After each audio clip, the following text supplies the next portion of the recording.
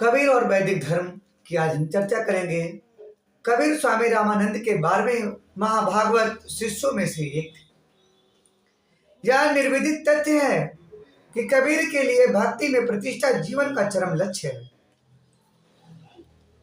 कहे कबीर जोगी और जंगम, ये सब झूठी आशा, गुरु प्रसादी रटो चरित्र ज्यों, निहचो भगत निवासा।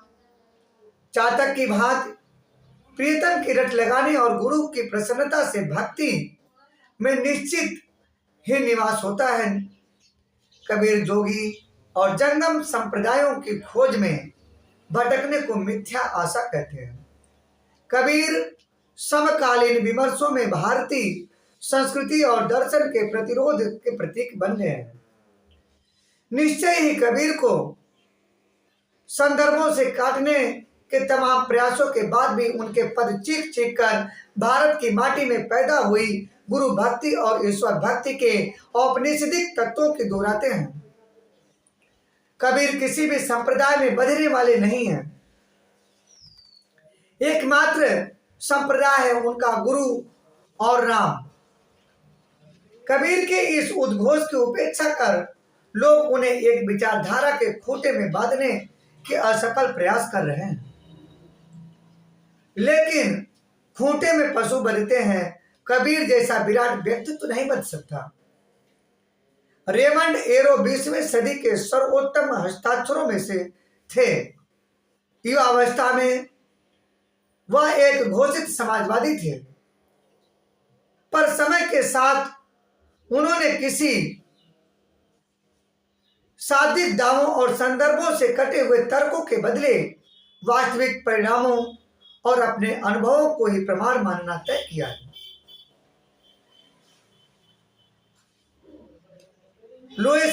लोएपियस द इंटेलेक्चुअल में उन्होंने क्रांति के मृतक वामपंथ के मृतक को सम्मोहक माना है, क्योंकि उनमें कविता का आकर्षण है। उन मृतकों से यह भ्रम होता है कि मानो दुनिया में हर चीज संभव है, मानो युगों पुरानी संरचनाएं, समाज का ढांचा और यहाँ की मानव स्वभाव की क्रांतिकारी गतिविधियों की भट्टी में संपूर्णतः बदल दिया जा सकता है। वास्तविक जीवन में ऐसी परिकल्पनाएं हैं और दावे अंततः एक सर्वाधिकारवादी राज्य सत्ता के निर्माण के अलावा और कुछ नहीं करते। उक्त मृतकों के साथ ऐतिहासिक अनिवार्यता जुड़ जाने पर विचार और व्यवहार में तानाशाही और बौद्धिक अफीम का नशा मिलता है। साहित्य को अध्ययनशील, मानवीय, वर्गहीन और तार्किक जगत से दूर ले जाने के प्रयासों में कबीर के साहित्य का पुनर्मूल्यांकन आवश्यक है, क्योंकि साहित्य का सच्चा सेवक होने के लिए लेखक को समाज और राजनीति का अतिक्रमण करना ही होगा। फिर उसे यह मानना होगा कि कबीर की आवाज में भारतीय संस्कृति शुद्ध सत्व के विद्यमान है। कबीरदास जी लिखते हैं, भाई रे बिरले दोसत कबीर के यूं तट बार बार का सो कहिए, भानल घनल समारण समन समरंत जो राखे त्यों रहिए, आलम दुनी सब फिर खोजी हर बिन सकल आना। कबीर के कुछ ही मित्र हैं, क्योंकि सत्य स्वीकार करने का साहस सब में नहीं होता। मित्रता की सर्वकालिक शर्त वैचारिक खूंटे से बंधना है। राजनैतिक और साहित्यिक गोलबंदियों से अलग अपनी बात रखने वाले बहुधा अलग ही रहते हैं। कबीर अपने अनुभवजन्य तत्व को सबसे बताना चाहते हैं, लेकिन उन्हें पता है कि लोग इसे समझने और इस पर विमर्श करने के लिए तैयार नहीं है। मार्क्स को संदर्भों के साथ न समझ पाने के कारण धर्म को अफीम मानने वालों के कबीर को समग्रता से स्वीकार नहीं किया। कबीर के सभी पद उन्हें वैदिक ज्ञान मार्ग के प्रकाश स्तंभ के रूप में प्रतिष्ठित करते हैं। इनसे इसके कुछ उदाहरण देखते हैं। कबीरदास जी ने लिखा कि कबीरा खड़ा बाजार में, मांगे सबकी खैर, ना काहू से दोस्ती ना काहू से बैर। वैदिक दर्शन के अनुसार समूहम सर्वभूतेषु नामे देशो अस्ति न प्रिय, मैं संपूर्ण प्राणियों में समान हूं। उन प्राणियों में न तो कोई मेरा द्वेषी है और न कोई प्रिय है। फिर कबीरदास जी ने लिखा है, पोथी पढ़ जगमुआ पंडित भयान को, ढाई आखर प्रेम का पढ़े सो पंडित हो। वैदिक दर्शन के अनुसार यौनर्थ उदपाने सर्वत्र सफलोतोदक, तावान व सर्वेषु वेदेषु ब्राह्मणस्य बीजानतः, सब ओर से परिपूर्ण जल राशि के होने पर मनुष्य का छोटे जलाशय में जितना प्रयोजन रहता है, सर्वत्र ब्रह्म दर्शन करने वाले का सभी वेदों में उतना ही प्रयोजन रहता है। फिर कबीरदास जी ने लिखा, माला फेरत जगमुआ, फिरा न मन का फेर, कर का मन का डारी दे, मन का फेर। वैदिक दर्शन के अनुसार ना हम वैदर न तपसा ना दाने ना चेजिता सक्यम एवं विदो दृष्टु दृष्टवाना सीमा यथा।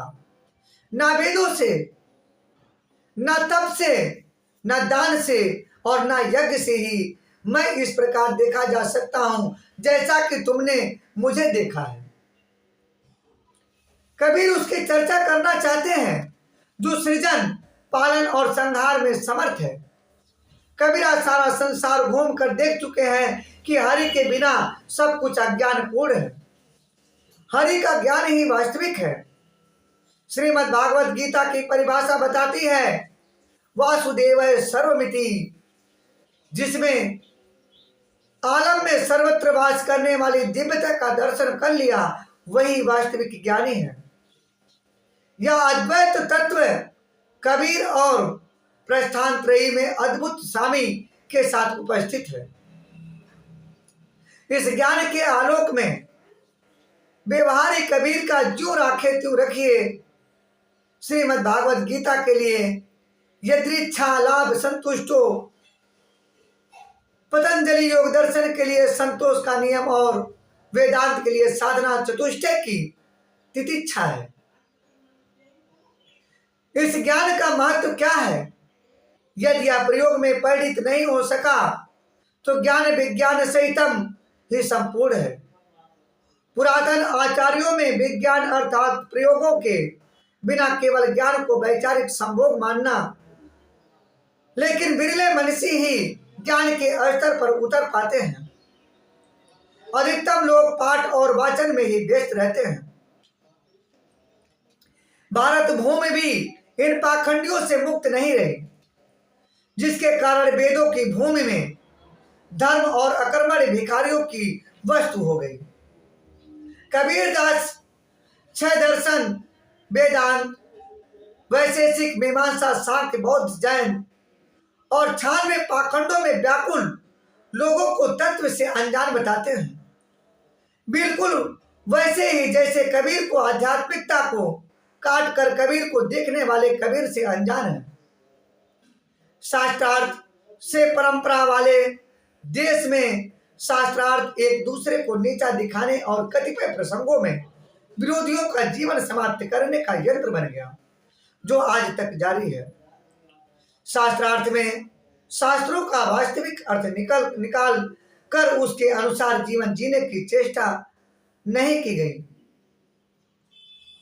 महर्षि दयानंद सरस्वती सभी धर्म के लोगों को एक मंच पर बुला करके संपूर्ण सत्य के लिए शास्त्रार्थ करने और आजीवन प्रयास करते रहे, इसकी इच्छा के